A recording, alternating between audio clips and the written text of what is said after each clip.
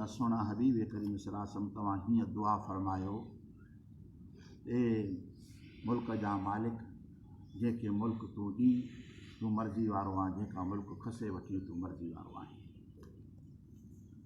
अॻिते इरशाद फरमाई वतूलिजुल लैल फिन नहार वतूलिजुन नहार फिल लैल,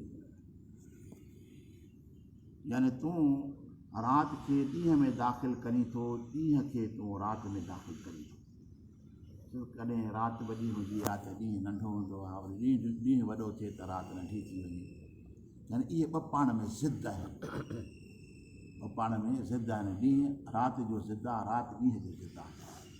पर अलाह जी ताक़त उहा आहे जो कॾहिं ॾींहुं राति खां हिसो खसे थो वठे, कॾहिं राति ॾींहं खां हिसो खसे थी वठे। जो मथी आयत मुबारक में इहो ज़िक्र हली रहियो हो त अलाह जे महबूब करीम सल्लल्लाहु अलैहि वसल्लम इरशाद फरमायो त रूम खे ऐं ईरान खे बि असां फतेह कंदासीं। इहे माण्हुनि जे हथ जूं सरहदूं ठाहियल आहिनि, बाबा हीअ मुल्क आहे, हीअ सरहद आहे, पर हीअ हिकिड़ो कुदरती सरहदूं ठहियल आहिनि, राति ऐं ॾींहं जूं कुदरती अलाह मालिक उन सरहदूं ठाहियूं आहिनि।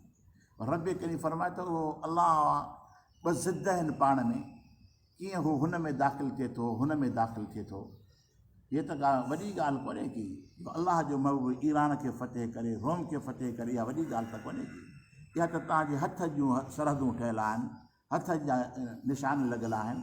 पर अलाह चाहे त सॼे मुल्क पंहिंजे महबूब करीम सल्लल्लाहु अलैहि वसल्लम जे हवाले करे छॾे। इन में हिकमत आहे, वॾियूं हिकमतूं आहिनि ख़ुदा जे निज़ाम में, त कीअं राति हले थी, कीअं ॾींहुं हले थो।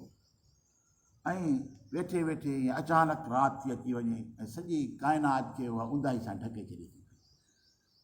ऐं इन में बि अलाह जी वॾी नेमत आहे इंसान जे लिए, साधारण जे लिए, इंसान जे लिए वॾी नेमत आहे। जेकॾहिं राति न हुजे त इंसान जी ज़िंदगी मफ़लूज बणिजी वञे।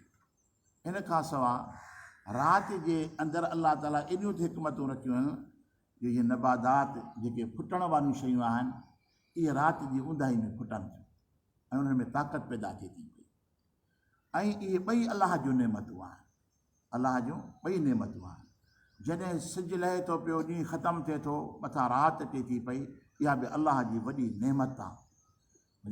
अलाह जी वॾी नेमत आहे जो शुकुरु थियो जो राति आई, जो सुकून ऐं आराम जो वक़्तु मिली वियो।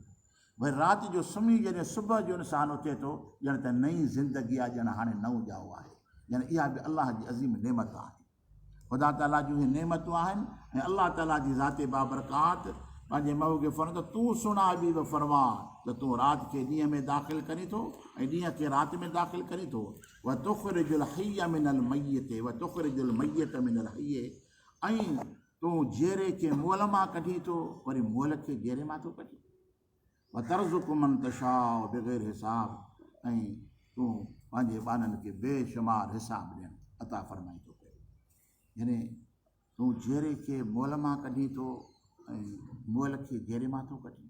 इंसानु ॾिस अलाह ताला कंहिं शइ मां पैदा फरमायो आहे, हुन में जान कोन्हे, बेजान शइ मां। वरी इंसान मां अलाह ताला ज़िंदा इंसान खे पैदा फरमाए। अंडो ॾिठो अथव, आनो बेजान शइ आहे, यानी इहो निकिरे थो जानदार मां, वरी उन बेजान शइ मां वरी अलाह ताला जानदार चूज़ो पैदा करे थो। इहो अलाह जी कुदरत आहे, ख़ुदा ताला जी ज़ाते बाबरकात। हिते मिसाल कहिड़ो आहे, हिते मिसाल हीअ आहे त जंहिंजी दिलि ज़िंदा आहे उहो मोमिन आहे, जंहिंजी दिलि मुर्दा आहे उहो काफ़िर आहे। यानी काफ़िर जो मिसाल मुअल आहे ऐं ज़िंदा जो मिसाल मोमिन आहे। यानी मोमिन ज़िंदा आहे, काफ़िर मुअल आहे। ऐं अलाह ताला जी ज़ाते बाबरकात इरशाद फरमाए त कॾहिं मोमिन मां काफ़िर थो पैदा थिए, कॾहिं काफ़िर मां वरी मोमिन थो पैदा थिए। इहो अलाह जो शान आहे। जंहिंजी दिलि मुर्दा आहे उहो ईमान खां ख़ारिज आहे। ऐं अलाह ताला जी ज़ाते बाबरकात इरशाद फरमायो त मुंहिंजा महबूब इरशाद फरमाए त उहो रब करीम आहे जंहिंजी कुदरत जा इहे अज़ीम नज़ारा आहिनि जेको इंसानु सोचे गौर करे। फरमाए त ला तत्तखिज़ुल मुमिनून अल काफ़िरीन औलिया मिन दुनिल मुमिनीन। अलाह ताला जी ज़ाते बाबरकात न वठनि मोमिन काफ़िरनि खे दोस्त करे सिवा मोमिननि खे। छो जो मोमिननि जी दोस्ती मोमिननि सां ठहे थी, मोमिन जी दोस्ती काफ़िर सां नथी ठहे, बेदीन जाहिल सां नथी ठहे। छो जो बेनिमाज़ी सां दोस्ती रखंदे थी सघे थो तुंहिंजे चवण ते निमाज़ अचे अलाए न अचे, न त कोशिशि त कंदो तोखे पाण सां गॾु विहारे छॾींदो। त निमाज़ भॼी कोन थी वञे, निमाज़ पढ़ंदे मुंहिंजी ॻाल्हि ॿुध, मुंहिंजी ॻाल्हि ॿुध। या अल्लाह ताला जी ज़ाते बाबरकात हिनखे सोहबत खां रोके थो पियो। फरमाए त मोमिननि जो शान इहो न आहे जो मुनकरनि सां दोस्ती रखनि, बल्कि मोमिन जो शान इहा आहे जो मोमिन मोमिन सां दोस्ती रखे, निमाज़ी निमाज़ी सां दोस्ती रखे, दीनदार दीनदार सां दोस्ती रखे। पोइ इहे ॿई पाण में हिक ॿिए में मददगार थी पवंदा, हिक ॿिए में पाण में साथी थी पवंदा। वमन यफ़अल ज़ालिक फलैस मिनल्लाहि शैआ, जेको इहो शख़्स ईअं कंदो जो निमाज़ी बि हुजे, नेक बि हुजे, भलारो बि हुजे, वरी दोस्तीअ जे अंदरि लाड़ो वरी गैरनि जे तरफ़ हुजेसि। फरमाए त वमन यफ़अल ज़ालिक फलैस मिनल्लाहि शैआ, उनजे लाइ अलाह वटि का शइ कोन्हे की अहिड़े शख़्स जे लाइ जेको मिलावट वारी ज़िंदगी गुज़ारे थो पियो, भरम रखे। इंसानी नाते सां त गैर मुस्लिम सां वास्तो रखिणो आहे, उनजे ॾुख में, उनजे मदद में। इन जो को वाणियो मरे त उनजे खणो ई न उनखे, बाबा इस्लाम मना कई आहे, न इस्लाम मना नथो करे। बाक़ी दीनी मामलात जे अंदरि पाण में मुख़लिस हुजो, पाण खे लिकायो न, ज़ाहिर करे ॿुधायो त असां महबूब जा उम्मती, असां मुस्लमान मोमिन आहियूं। इन शइ जे अंदरि उन लिहाज़ सां, मज़हबी लिहाज़ सां, दीनी ऐं ईमानी लिहाज़ सां मुस्लमान खे निर्वार हुजणु घुरिजे, उन में कंहिं क़िस्म जी कसर न छॾे।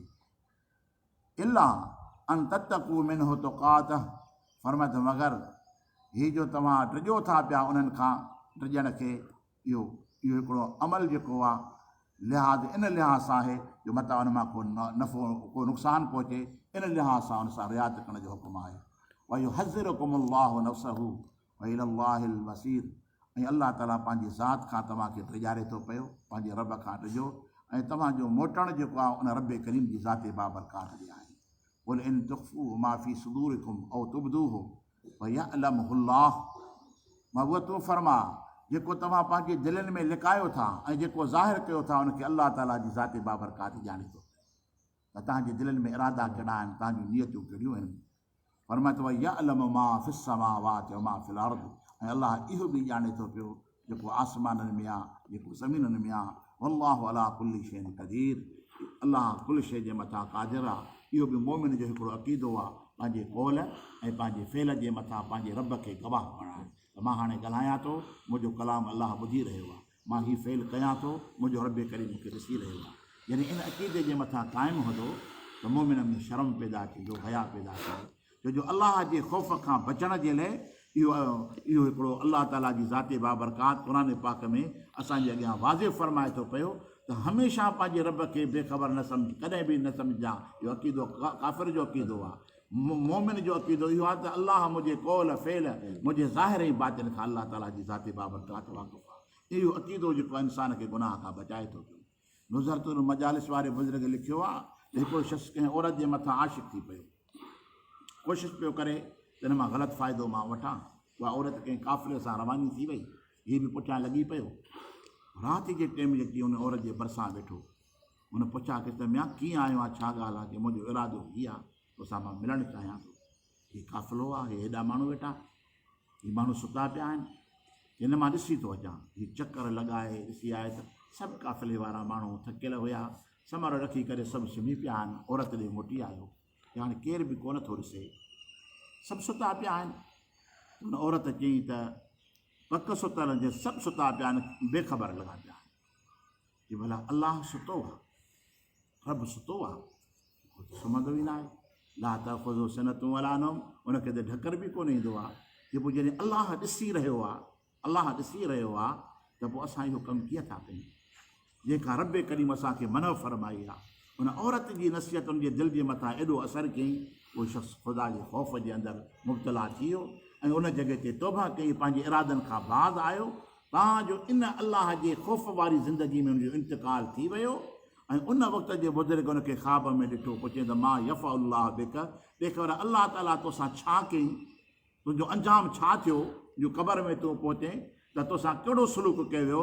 कि उन औरत जेको अलाह जो मूंखे ख़ौफ़ ॾियारियो हो न, उन ख़ौफ़ जे सबब जे करे अलाह मूंखे बख़्शे छॾियो आहे। हिन अलाह जो ख़ौफ़ ज़रूरी आहे, जंहिं करे अलाह ताला जी ज़ाते बाबरकात हिन आयत मुबारक में इरशाद फ़रमायो त जेको तव्हां ज़ाहिर कयो था, जेको तव्हां अंदर में लिकायूं वेठा आहियो, तव्हांजे इरादनि, तव्हांजी नियतुनि खे बि अलाह जी ज़ाते बाबरकात ॾिसी रहियो आहे। पर सिर्फ़ु इहो न, बल्कि जो कुझु आसमाननि में आहे, जो कुझु ज़मीननि में आहे, अलाह ताला जी ज़ाते बाबरकात उनजो मुशाहिदो फरमाए रहियो आहे। इहो हिकिड़ो अक़ीदो आहे। ख़ासि करे जेके अहले ज़िक्र वारा हिकिड़ो क़ल्बी ज़िक्र कंदा आहिनि या ज़बानी ज़िक्र कंदा आहिनि, इन जो अक़ीदो कहिड़ो हूंदो आहे। हाणे अलाह जो ज़िक्र कयूं था त अलाह खे हाज़िर व नाज़िर ॼाणे ज़िक्र नमाज़ त पढ़ूं था पिया, अलाह जे हुज़ूर में झुकूं था पिया, पर हिकिड़ी तयारी बि त हुजे न। उहा तयारी हुजे त कंहिंजी अॻियां असां झुकी रहिया आहियूं, कंहिंजी तस्बीह पढ़ी रहिया आहियूं, कंहिंजी सलाह करे रहिया आहियूं। जॾहिं इन अक़ीदे जे मथां इंसानु क़ाइमु थींदो त पोइ अलाह ताला जी ज़ाते बाबरकात उनजी रहनुमाई में मदद फरमाईंदो।